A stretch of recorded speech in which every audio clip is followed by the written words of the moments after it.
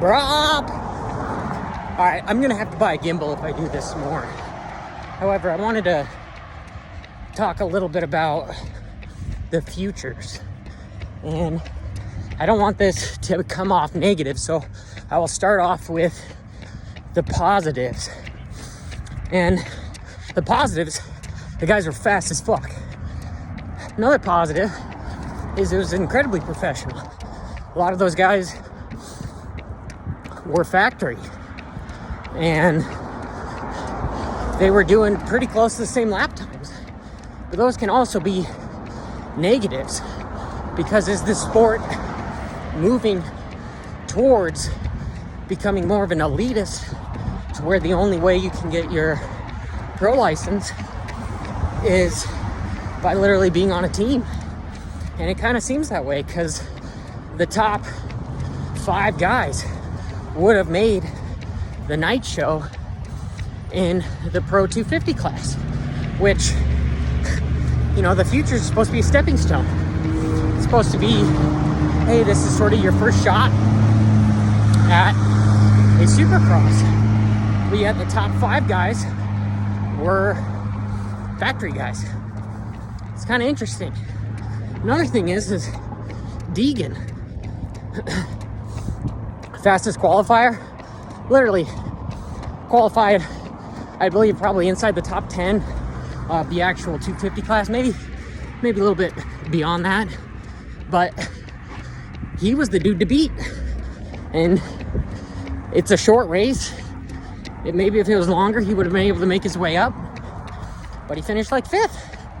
That's saying something. So if he comes out racing East Coast, but yet he finished 5th in the futures, and he gets inside the top 10 in the supercross class, what kind of message are we sending?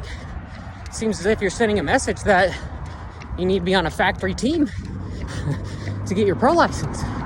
So if this is the way it continues, we need to just make a privateer class, make a stock class that I've been saying for so long. Because you want to tell me that the top 5 guys in futures weren't on factory bikes? I'm like, I need to look up the rules to see if the futures have that same claim rule.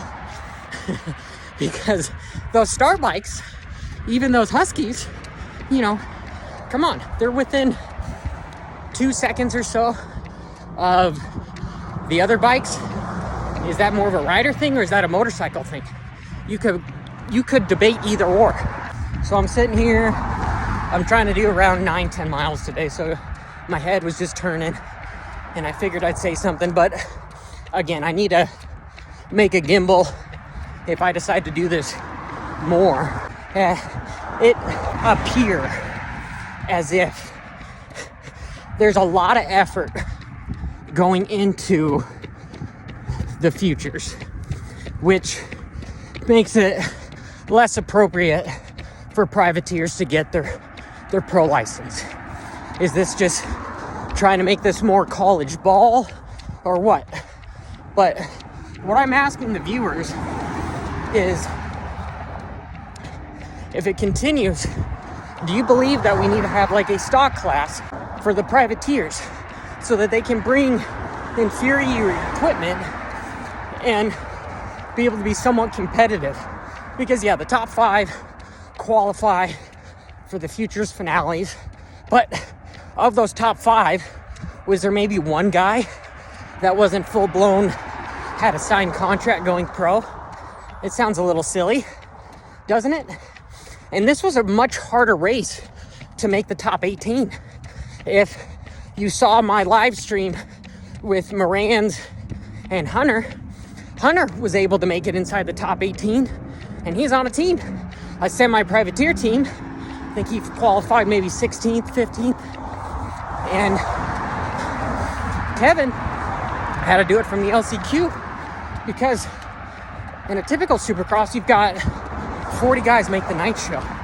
And in the futures, if this was just a typical qualifying, 15 of the future guys could have potentially gone in after the night show at the Supercross. So, is that telling us that potentially the privateers that are racing Supercross are not as skilled as the amateurs coming up? Maybe. But you could also argue that it has a lot to do with the equipment that the privateers are on compared to the amateurs. And again, trying not to be overly negative about the racing, because I do think more money is getting involved, more people are getting involved, more viewers are getting involved.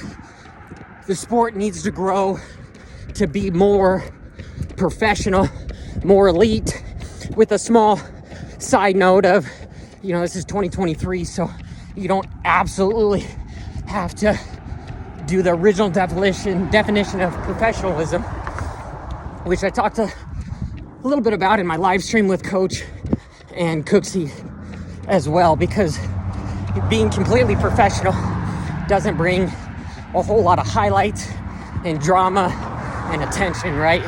Which I think Supercross is doing a decent job of, with actually promoting some of the things that Jason Anderson says on Twitter, etc. A little bit back and forth between how riders feel about being taken out. But overall, I want to know, were you guys surprised at how fast the future guys were? And do you think this is the start of the privateer is a dying breed, where you're not going to be able to buy a showroom bike and be able to be somewhat competitive unless there's another class? I've got much more to say about the Supercross between Kenny, Phil Nicoletti, Club MX, Suzuki. So much to be said, and I'm going to edit those this week, but my head was just turning, and so I wanted to put something out about the futures. And I got about 3 miles left to get to my 9, so I'm going to continue doing that, because as I'm talking, my pace has stayed relatively the same, but my heart rate has gone up 10 beats or so. But anyway, as always, keep it WFO. Forgive the chatter. I'll have to get a gimbal. And here we go. Bro.